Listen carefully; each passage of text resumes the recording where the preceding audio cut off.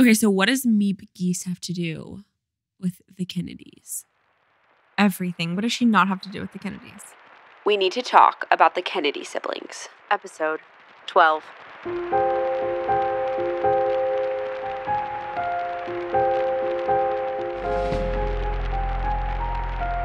Welcome to Blood and Business.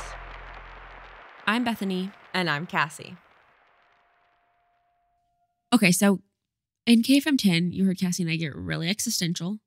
And I think it was KFM 10 that we discussed our implementation of the lessons we have learned from taking such a long deep dive into the Kennedy family. And was it? I think it was KFM 10. Maybe it was Welcome to Act 2. I think it was Welcome to Act 2. Okay, well, at some point, you heard us talk about that. We're off camera all the time talking about how existential we are, what are we here for, why in the crap are we not accomplishing what MLK did, what Jack did, what Joe Jr. did, what Joe Sr. My gosh, they just set out to do things and they freaking did it. Eunice coming up with the Special Olympics. Are you kidding me? How? Who gave them the right to just go off? And most of them lived shorter lives. Wait, pause. No one gave them the right. That's the freaking thing. They just took it because there's a quote in episode 13, next episode, that talks about the way that Joe Sr. saw his daughter, Eunice. And it is heartbreaking, devastating, but also so beautiful. And he says, man, if that girl had been born with balls, she would have been a hell of a politician. Aww. And it just makes me weep because it's so sad and heartbreaking that he's right. Mm-hmm. That just was what it was. She didn't have the option or the opportunity to be a politician because of the nature of the job. You have to have people vote for you, and people weren't going to vote for a girl. Mm-hmm. So she couldn't have been president. It was 1960. She did not have that option available. So no one gave her the right. No one gave her the right to do a dang thing but look pretty and have children and get married.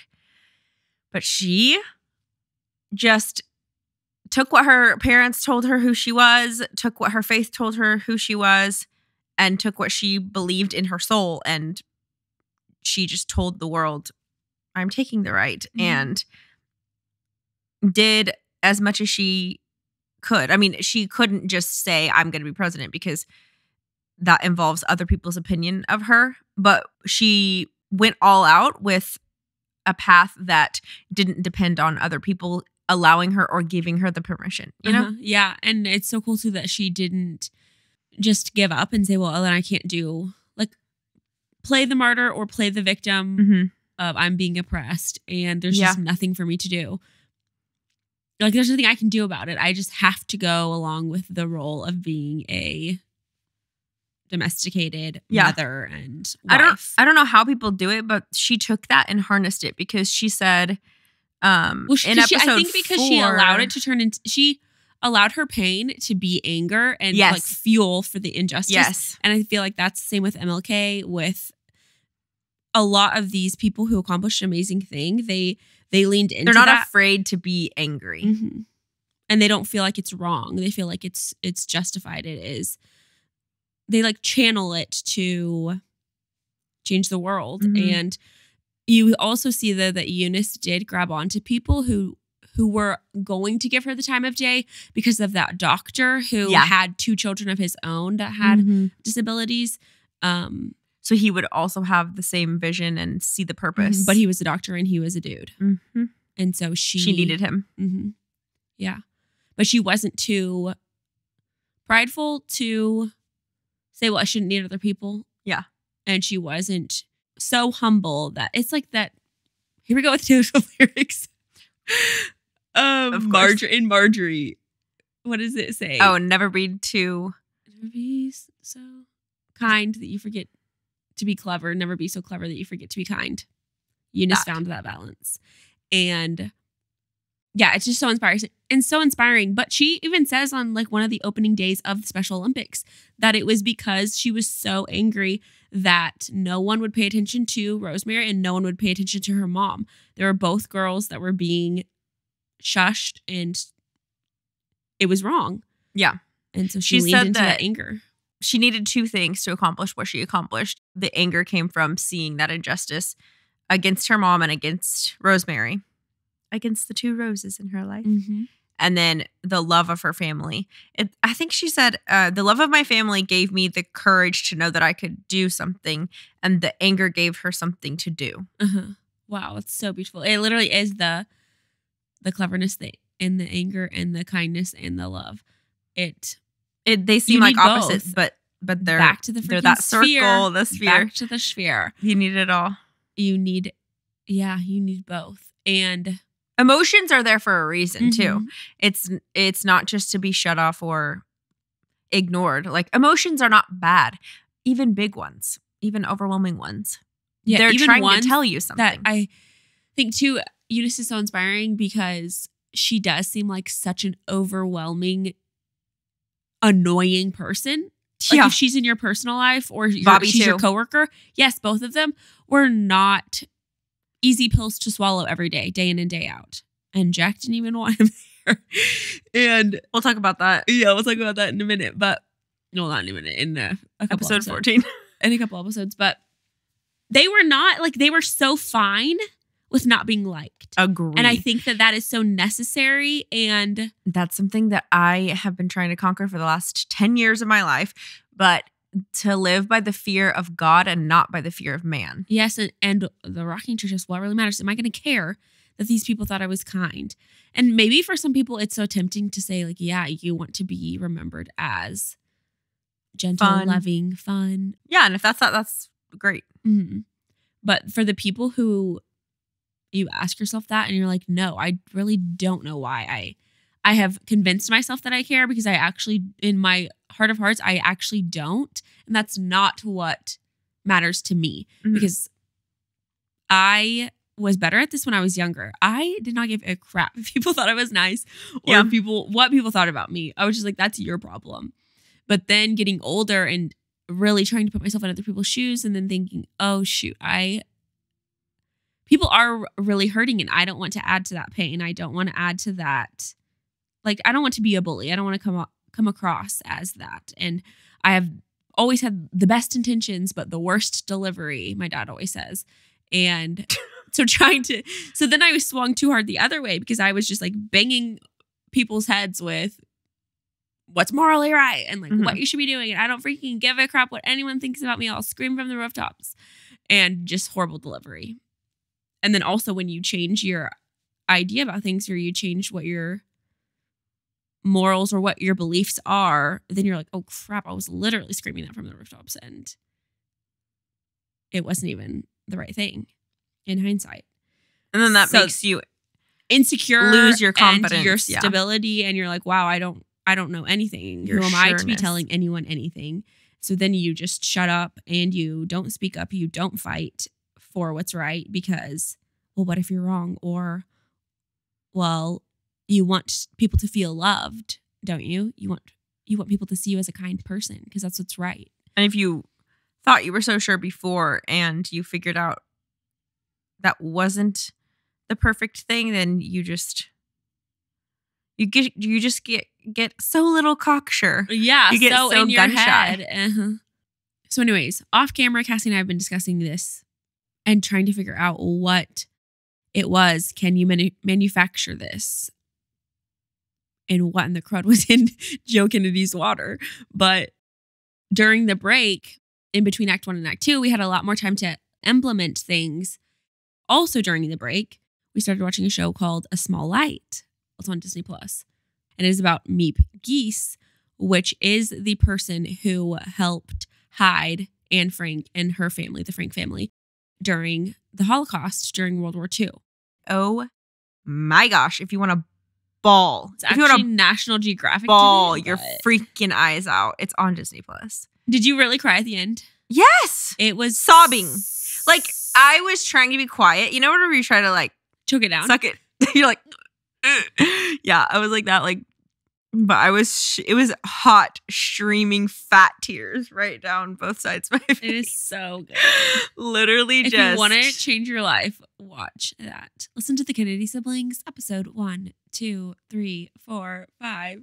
But And also A Small Light. watch A Small Light, because man, will that make you question what you're doing on this earth. Yeah. Mac was literally like, regardless of spirituality or Religion. any of that, still, what are we all doing? What are we doing? It's like that scene when she's talking to the Nazi and she screams, "Where are your morals?" Yeah. It's literally. It's that. Just her life and how she spent her days gives me the same feeling that Jack and Joe Jr. and Joe Sr. and Eunice and Bobby, all of them, MLK, these people who I admire so much and who I so wish I were more like, who were not the kindest, most fun, gentle people on the planet. I don't know what I'm doing with my life. That you know what I think about all the time. These are the in-between thoughts, okay? You know, this is what I think about in the in-between. I think we should start off by talking about, Jack's political career, watching those videos and looking at the photos, the level of exhaustion. Like, he was not, even with the shooting meth and doing everything that he needed to do to survive, I still don't understand. Well, I don't even think that he started that until he was already president. Oh, really? Yeah. I didn't see that until... I mean, you watch those videos, see how much he traveled for years. And the Addisons on top of all the other random illnesses that he had all the time. Like, I just... Little to no pay. Don't understand literally how he did it. So I'm wondering, is there like divine grace for people like that they just have supernatural strength? Or is he just literally that disciplined and that motivated? How? How did he do it? I think both. Even when you look at Martin Luther King Jr., because we talked about him a decent amount in episode 12, you have to have some sort of divine courage, bravery, strength. Yeah. And people don't do things without motivation. Like, when you're looking at a crime, there's always a motive. You have people just and it has to be pretty strong. So I think that when you look at most people who have that seemingly supernatural courage, strength, whatever you want to call it, stamina, I feel like it has to have a little bit of like divine, like appointment. They felt called. That makes perfect sense for me with MLK. I can't figure out where Jack was at because Martin Luther King Jr. to me was doing that because it was coming from a deep, deep, deep, overwhelming pain. But Jack's pain, like, I don't understand exactly, because I don't think he was just doing it for the accolades. No, he absolutely wasn't. He was not an Enneagram 3. So was it coming from losing his siblings' pain? Like, what was his? I think it was a lot of that he was they're drawing from, you know? I think it comes from several places. Partly how they were raised. Partly how they were raised and fighting for that attention from his parents, because every kid has that in them. Right. I think there was also the constant mortality and facing death all the time. Yeah. It made him think as a kid, because he was more in his head than we realize. Yeah. Oh, also. What? Duh, he goes to a 1 in stress. Oh, yeah. He was in severe stress. Severe stress. For all of his life. And you combine that with his upbringing and his family culture. So I think that a lot of his, because I'm reading the basic desire and basic fear of an Enneagram 7. And the fear is of being deprived and in pain. And then the desire is to be satisfied and content, to have needs fulfilled. I don't think that he was acting out of his basic desire as much as he was acting out of fear. Yeah. Of being deprived and in pain. Yeah. And I think that started and was so deep rooted because of how early it started in his life. And how deprived and in pain he was. Yeah. And so he was like fighting something the whole time. So that well that you have to pull from to get that much stamina, that much Courage. Yeah, you've got to move that. Cassie has this glass cup with a metal straw and keeps bumping it. I don't know where to put it. You're taking up the whole table with your drinks. That like well of pain that MLK was pulling from that motivated him, and the well of pain that Jack was feeling that made him run makes sense to me now that we've talked about it. But what about Miep Gies? Okay, now that we're thinking this through, I kind of think it was the same as Jack, because her personality. Was she a 7? At the beginning, she kind of started out like 7, partier, and then as soon as mortality, and she said that in the back of her mind, she was constantly thinking like, "Why am I alive? Why am I here?" You're right. Looking for purpose. So I think that I don't know if they just like want to be a hero necessarily. You know what? She could have been a 1 though. Yeah, she could have been a 1 because healthy. She was unhealthy. Oh, healthy as a kid or like as a young adult. Yeah, was that really healthy? I think she was fairly healthy because she had gone from like being such a sick kid and deprived to like she had found a family and gotten her physical health back, felt secure, and loved and seen. So she was all about having fun. She was in her fun era. Yeah, which I also think it just comes with the territory of being like a young adult. For sure, yeah. She was like 20 years old. Yeah, not responsible for anything. Yeah. But then when tragedy struck and injustice slapped her in the face, she had to take the opportunity. Yeah, it took her from her bubble of health back into her core root 1 advocate. Because I feel like they did look a little bit different, her and Jack. She had more of the Eunice seriousness that Jack didn't have. You know what I'm trying to say? Yeah, that's definitely true. That you can't freaking tell me I am on a mission. Jack is like, I'm tackling every day. Eunice and Miep were like more long-term, just like locked into this serious, overwhelming like justice fight. So I think that she was a 1 that went to a 7 rather than being a 7 who was in a 1 in stress. I mean, that could make sense. I just feel like it was so intense. It had to have been her core. But also it was the situation was so intense. It was, yeah. And the opportunity presented itself like in her lap. She didn't go out and find that. Someone asked her.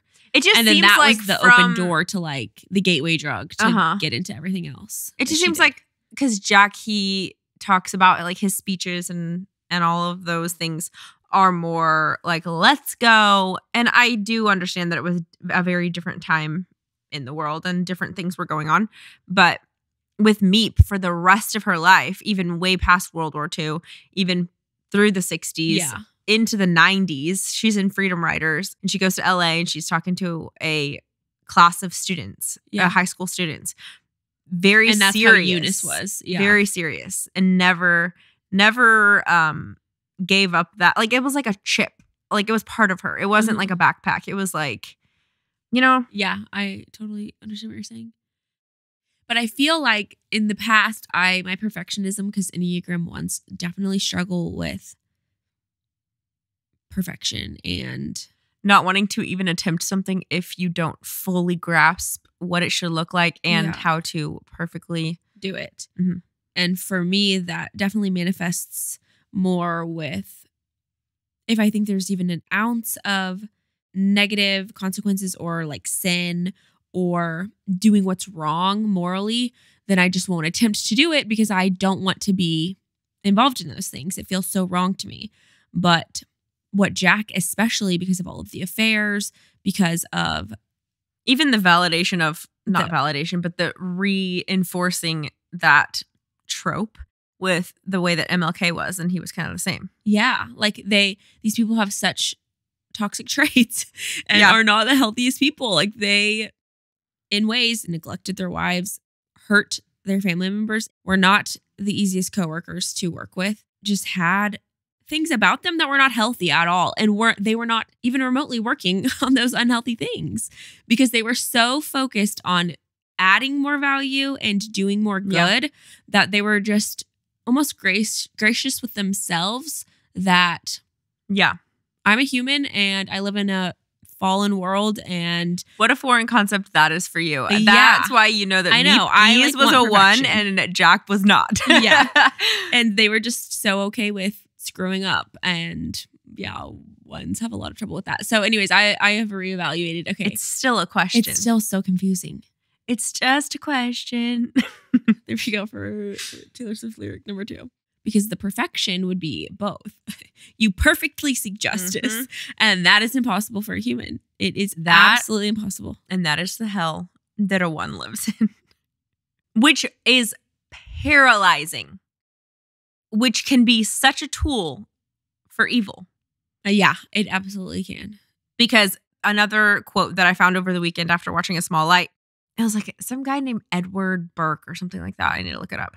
But he said, the only thing that evil needs to triumph is for good men to do nothing.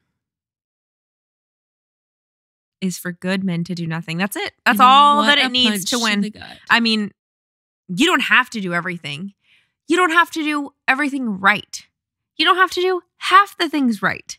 You just have to do something. You just have to fight. You have to do something. Yeah. And people who are incredibly successful, millionaire, billionaire type people, the thing that they do so well is make decisions, and they make them fast, and they don't lose confidence or dwell in failure. They don't look back, pretty much. They don't waste time. No, because they are like, I can be making more money continuing to make decisions than I will analyzing the failure and being sad about it. You know what I mean? I mean, they might glance back just to learn, but like very briefly and not emotionally, you know? Yeah. It's just to learn and not to regret. Or lose confidence in, I should be making decisions slower, or I'm not a good person to be making decisions. I'm not qualified. They just continue to make quick decisions. And someone gave me some advice somewhere along the way that the military, the guy who was like the head of the military, some random guy like walked in and was like listening to, I think he was a journalist, and he was allowed to like observe, and someone was having to make some like insane decision, and oh no, I don't know this story. I'm absolutely botching it, but the like second in command came up to him and told him, okay, these are your 2 choices. Which one should we do? Either way, you're going to lose however many lives. It's a risk, blah, blah, blah. Oh. Doesn't even open up the like papers to analyze, to read what the 2 choices are. Just literally that one, picks it.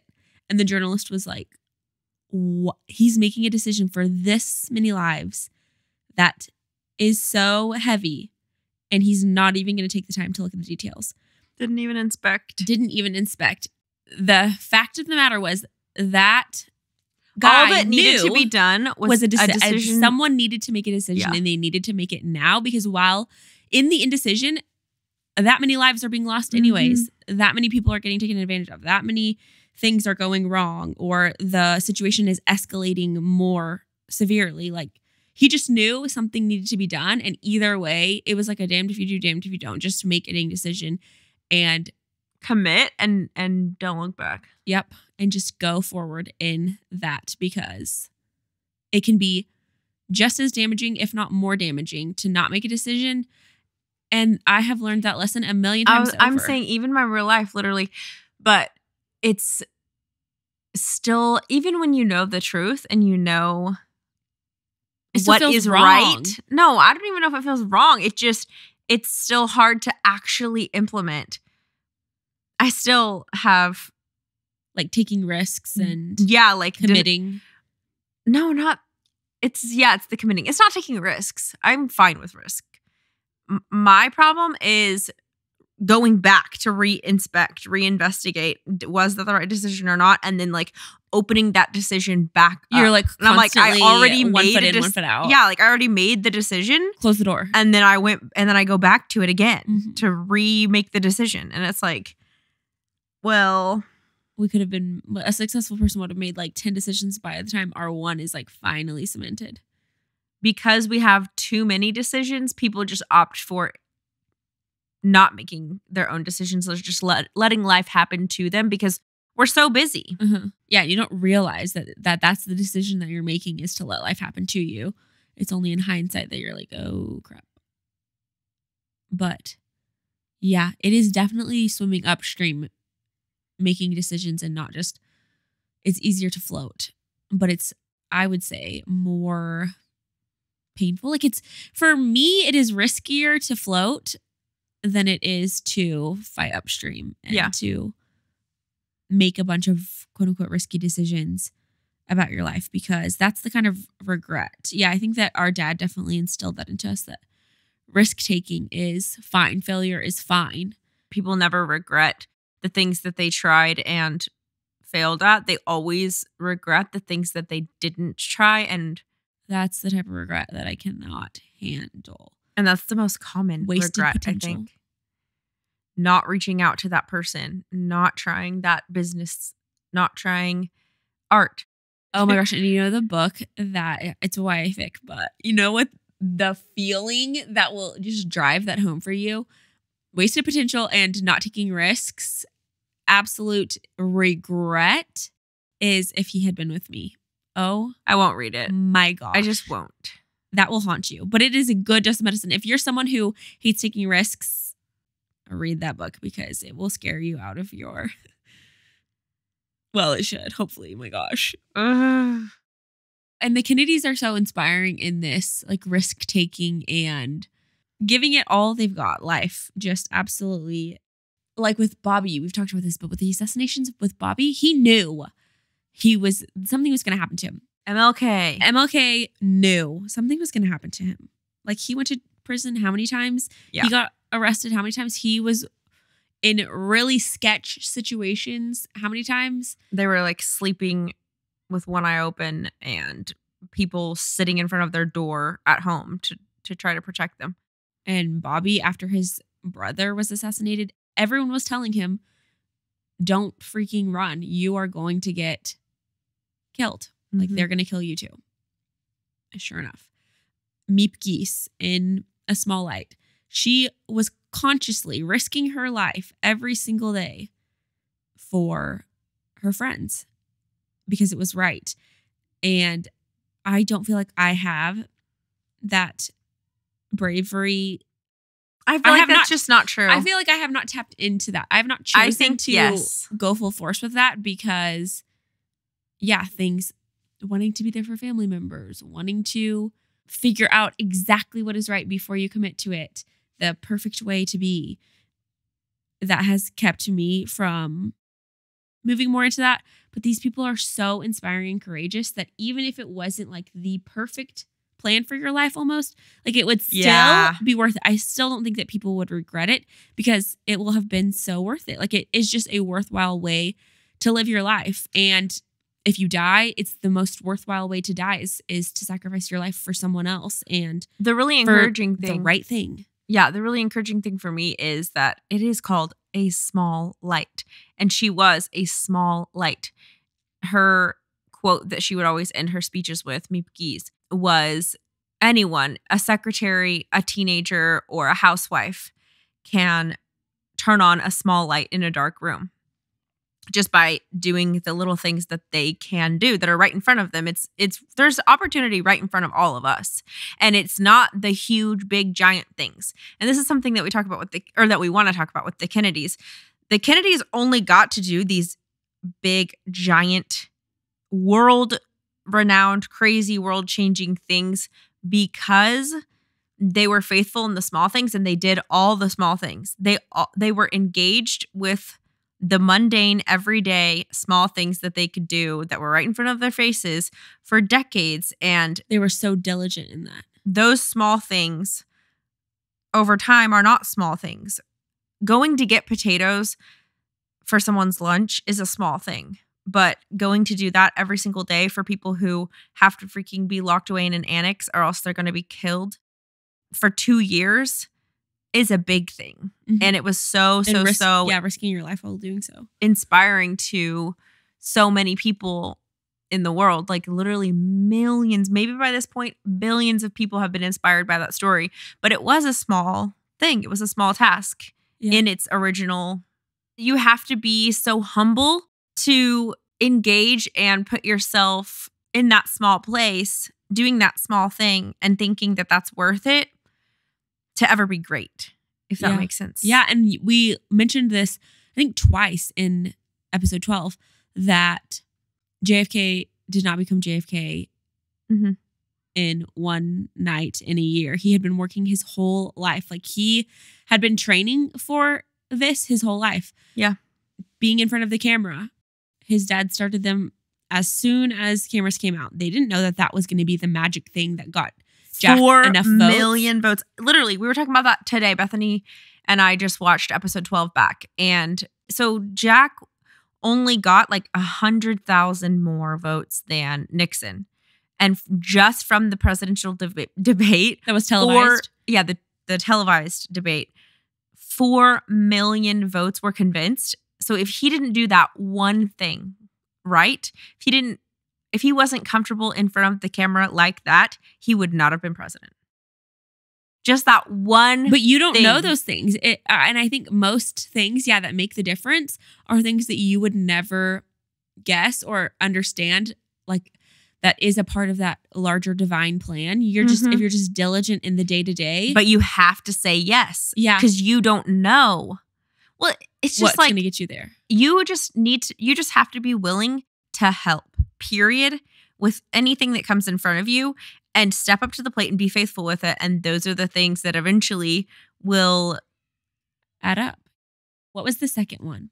Oh, smiling through the pain. Jack had gotten so good at just like gritting his teeth and bearing it and being in pain, and he had gotten comfortable in the uncomfortable. And I think that is what, that is the being comfortable in failure, being comfortable in making decisions quickly, being comfortable in ultimate being uncomfortable tool for victory. Yeah. Because if you're comfortable in discomfort, what can stop you? Mm-hmm.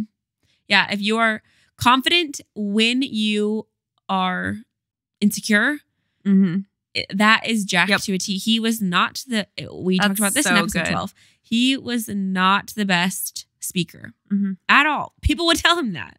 And he was insecure about it. But he was still confident enough. He took the cream off of his own milk. Exactly. He did what he needed to do to get better at it. But he also, he just knew, I'm never going to be Martin Luther King Jr. I just won't. I'm not that good of a speaker. Yeah. I'm not that talented in it. I'm not that inspirational. But you know what I can do?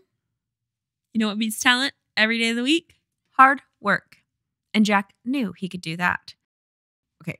Jack deserves all the credit. But Joe Sr. deserves a lot of credit too, because we talk about hacking our own brain. Joe Sr. hacked his children's brains. He was like, keeping your brains in jars, or should I be concerned about the water? Both. Literally, he was like, I don't care what's true. I'm going to tell them whatever the best result is, whatever the best result requires. So he's like, Jack totally screwed up his speech. No, you didn't. You did freaking amazing. Well, what's one thing that you can do to do better next time? Even though he did screw up his speech. It was terrible. It was awful. It inspired no one. Killed the delivery. Yeah, completely. The vibes were not in check. The message was great. No one felt it though, because it wasn't good. That would have discouraged him.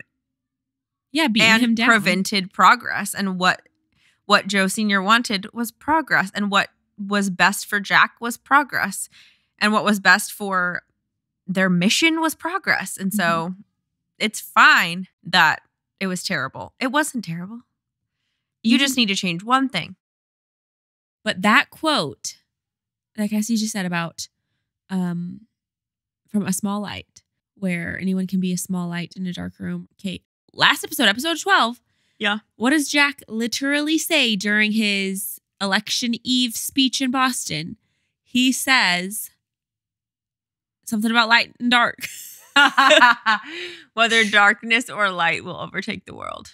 I mean, come on. It's up to us. It's up to what we do here, is what he said. It's not about freaking meetings or niceties or pretending. It's about the enthusiasm that we have, the decisions that we make, the strength that we convey to the world. And he was talking about, against communism. But he was saying it's up to us whether darkness or light overtake the world. I mean, come on. Are you kidding me? I just need to listen to Jack's speeches in the every mornings, morning, for a little dose literally of this reality morning and motivation. This morning, I'm like, Bethany, we're supposed to be watching like a motivational video or something on Monday mornings to get us in the inspirational mood for the work week, give us some momentum and energy. And Bethany's like, who wants to do that? Well, because when I think of motivational video, I think of I don't know. I just need to listen to the Rocky. Dun, dun, dun, dun, Yeah. dun, dun, dun, dun. Yeah, pretty much. To get hyped. But You, for being not a movie person or not a media person, you put yourself in there a lot. Because last night we were walking up the steps down by the Capitol. yeah, I do. And Bethany's like, I see these steps and I'm like, dun, dun, dun, dun, dun, dun, dun, dun. I do. I think about songs more than you and Audrey too. And you guys listen to music way more than I do. Well, But I think it's because I have such a small pot to choose from. or that they're, because you're not ingrained into me. constantly listening to something, so you have Time to think. space to think of anything. That's true. I'm constantly in silence. It's just not anymore. I mean, I shower in silence. I do the dishes in silence. Oh I drive my in silence. gosh. I got enough for trying to figure, I'm always trying to freaking finagle things in my brain. No, because if I do that, here we go. There goes the whole There goes weekend. the whole weekend. Cassie's There goes crying. the And whole meanwhile, in my weekend. brain is dun, dun, dun, dun.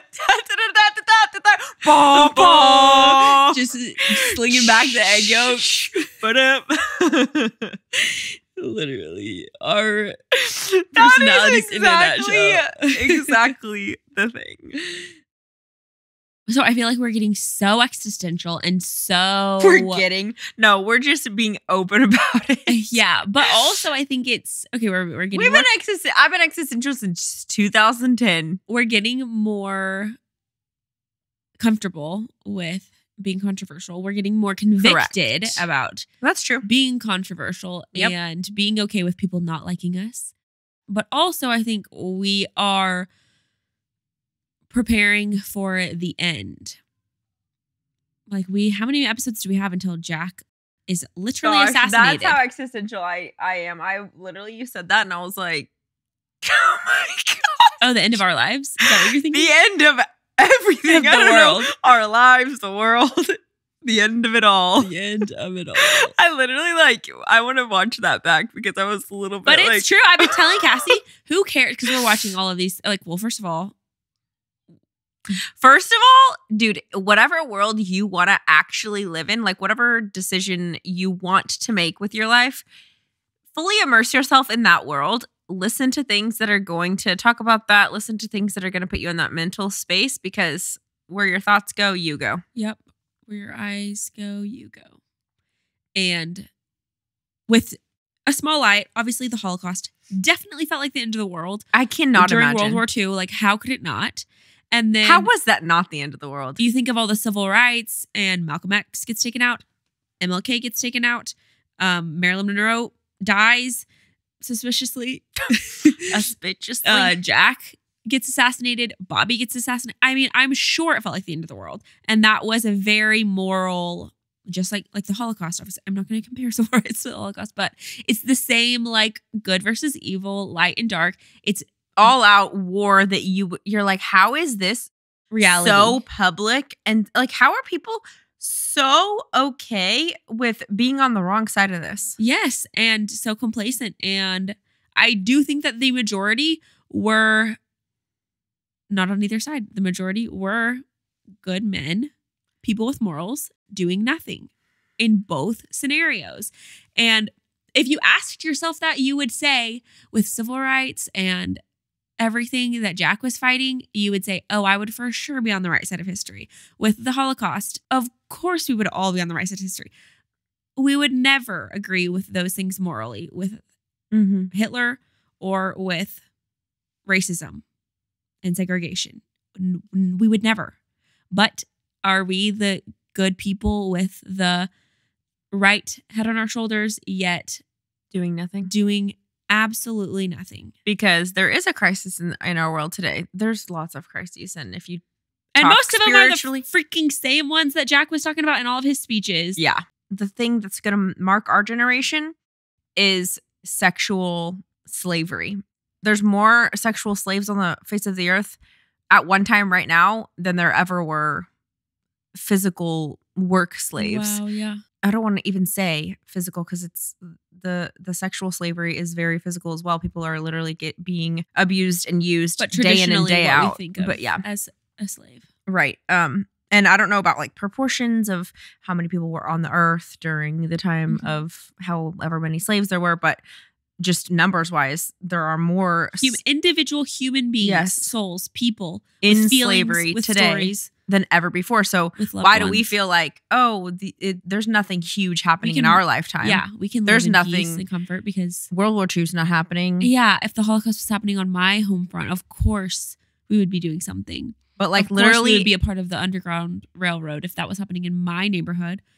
No, we wouldn't. Anything that we can do to convince ourselves that it's A, not our place or our responsibility or our problem, and B, that there's just no use, there's no hope. My vote doesn't count. You can't do anything about it. Yeah, me picking up one person and helping them doesn't count. Me giving $1, what is that going to do? But It's something. it's something. It's good people doing something. All that's necessary for evil to triumph is for good people to do nothing, for good men to do nothing. And that is the biggest tool that evil uses and wields. It's the silent one. Complacency, irresponsibility, like it's not my Hands off, problem. yep. Just Don't intervene. yeah. That is how World War II went on for so freaking long. Joe Kennedy. Good men doing Nothing. saying it's not our home turf, it's not our problem, it's not our economy, Yeah. it's not our people. And don't be so, and we can't be so prideful to think, oh, well, not me. Like, we need to be so humble to realize, yes, it is us. It is us. All of us. Absolutely all And of us. things could be done about it Uh-huh. if we all did something. Mhm. If we all turned on a small light in a dark room. And the room is dark right now. Just like Jack said in episode 12, the evil of the world does not disappear. It is not overcome by goodwill missions and meetings and talks. It's by what we do here. It's by our action. And that's why he said he was going to go to Washington, D.C. And that's why you should go downtown. And what did Bobby say in episode 10? 10? Mhm. 90% of the talk is done by men, and 90% of the work is done by women. And our demographic is women. So don't leave the saving of Sadly, the world to the men. It's up to us. Yeah. I don't think so. I don't think so. Wow, I think that those ties are insane. What's insane? Like the light and dark quote and the The JFK to the Miep Gies. uh-huh. Wild. And what's also wild is that they were both in that war, like involved. Yeah.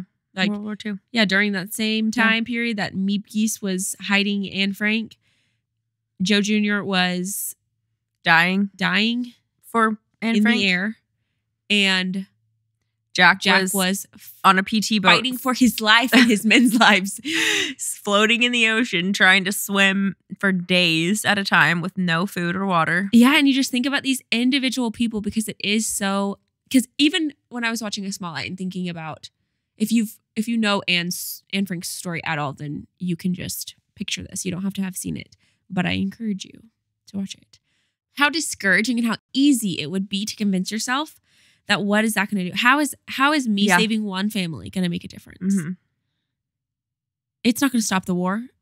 It's not going to. I can't save every Jew that there is. And there's no spoilers because It's a real story. like it's the Diary of Anne Frank. Yeah. But she wasn't even successful Like, in the small thing that she was trying to do. Correct. But- They ended up dying. But Correct. what she did accomplish was more than she even realized she was doing. Or knew was possible. She could ever imagine. Was more than she could have imagined. Joe Sr., there was no way that he could have imagined. So do not be the redheaded girl from A Small Light. I don't even freaking know her name. Oh no. Don't be her. And, well, what am I supposed to do? Well, what am I supposed to do? Find something to do. Like, yeah, I don't know what to do either. And so I'm going to find the people who do know what to do. Yeah. And who have an idea. Just the decision, just deciding, am I going to care or am I not? Am I going to have it really not mattered that I lived? Or am I going to choose to freaking make a difference?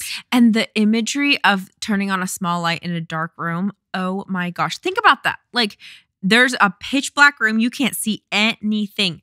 One little cigarette lighter, tiny flame. You can see almost the whole room. Yes, your eyes have to adjust for a second, but like the difference between that pitch dark and nothing is huge. Everything. Like, and then if you think of that in terms of war,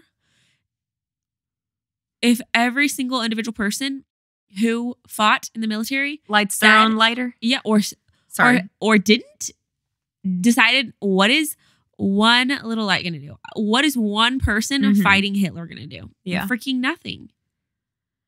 But if everyone says that, then Hitler 1000% wins every time. Then evil wins every time. All it takes is for good men to do nothing. Mm-hmm. And it is so easy for us to convince ourselves that, yeah, what is me volunteering one night a week in New York City or in Nashville or wherever you live, in your small town, what is that going to really do? Well, you never know the ripple effect. And I think we talked about this in either KFM like 3 or 4. I think it was in one of Rosemary's episodes. But the ripple effect is wild. It is wild. And one person sticking up for their sister ends up being sticking up for everyone in the whole world, you know?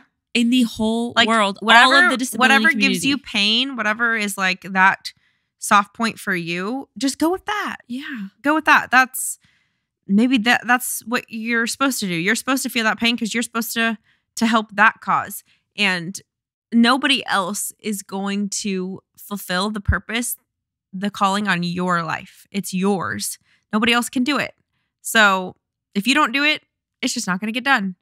And we're like on our freaking soapbox, and we'll give you a break next episode for sure. Next episode is going to be really fun. Like really fun. I just read the script. I know, and it's like we're getting all existential and talking about morals and all of that stuff. But that's what Jack was talking about. Like that's literally where they were in time. And the reason that we're talking about it is not because we're like, be like us. We're freaking amazing. We have it figured all out. All figured out.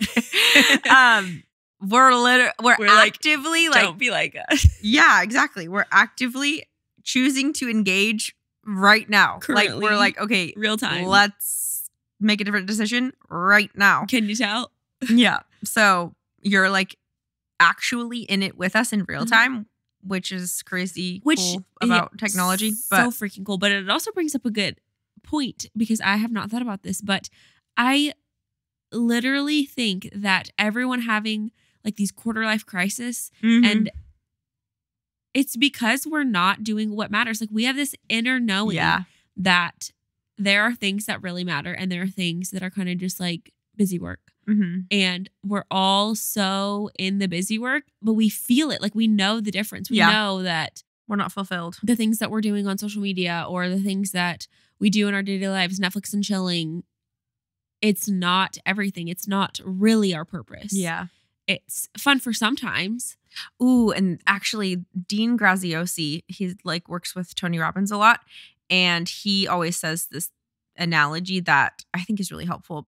Okay, imagine you're a farmer, you're behind a tractor and you're in these ruts. You've been going down the same road, the exact same path every day for the past 12 years to go water your crops, to go take care of, your animals, whatever. And you've gone down that same exact path every single day for so long that you've got these really deep ruts. And you're at the point now, you don't even have to have your hands on the wheel because the tractor just gets in those little ruts. And then as long as you've got your foot on the gas, you're going to end up exactly where you've ended up every single day for the past 12 years, whatever. So people, whenever they're in these ruts, they can feel it and they're like, oh my gosh, I'm like not even engaged with my life anymore. This is not what I want to be spending my time on. I can tell I don't even have my hands on the steering wheel anymore. But changing my whole life, which is what I feel like I need and what I want to do, feels way too big, so overwhelming. I don't know which direction to go in, and I just don't have that energy. I don't have it in me to do a because it's full just turn so much. Yeah, to get out of these ruts. exactly. But really, all it is just like a quarter, 3 degrees, not even a whole quarter turn of the steering wheel to one direction, whichever. Just pick one. Because once you do one little bump to get your front wheels and your back wheels out of the rut, you just keep going straight, and you're going to be in a complete, like, you don't a mile down the road. You don't have to keep turning the wheel. No, it's just a tiny that original little turn, and you will end up in a just keep going straight there. Different direction. Yeah, or a completely different spot. That's all it takes. It does not take this heaving of the steering wheel, pulling it all the way. Keep going around. No. Literally just a one tiny decision. Get out of those ruts, and then you're on solid ground, and then you can make decisions, and you can tweak your wheel. Then it's not as uncomfortable once you get out of those first. And that is what, like, Netflix comes to mind with that. Like, if you just don't turn on the TV, then you're in a completely different spot. You have 5 evenings a week. Yeah, and you don't have to do all 5. To do things. Just pick one. Or one evening a week. Tuesday nights, I'm not going to watch Netflix. Okay, then what are you going to do? Are you going to read? You're going to go to a coffee shop? You're going to go to a bookstore? You're going to go volunteer? You're going to go hang out with your sister? You're going to go... Cassie versus all my things. I'm like, so 5 nights a week? Yeah, I'm like, whoa. When I went vegan overnight. She did. If you just get out of this is what I do, then you are in a place where you're actually making decisions, and then you're really who you are. You are the sum of your habits. So choose them. Choose who you want to be. And you are not your past, and you don't have to be whoever people expect you to be. You don't have to be who you've always been. You can change. You can do different things. You can make different decisions. Don't let the shame of other people's opinions who are not going to choose where you go for the eternity of forever. Don't let those freaking people stop you Decide from your life changing your mind. Yeah. Like, you can change your mind. That's fine. President of what? Yeah, president of what? I'm running for president. President of what? The freaking country, okay? The United States of America. And I'm going to do it. And I'm going to do it.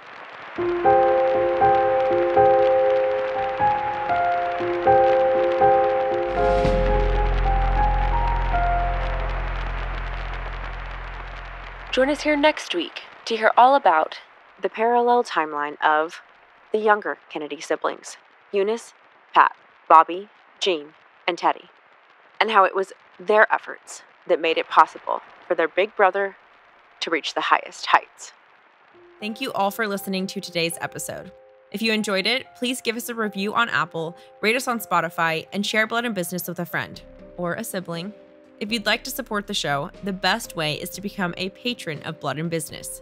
You will get bonus content every month, including a monthly bonus episode, interactive main episodes, and behind-the-scenes footage.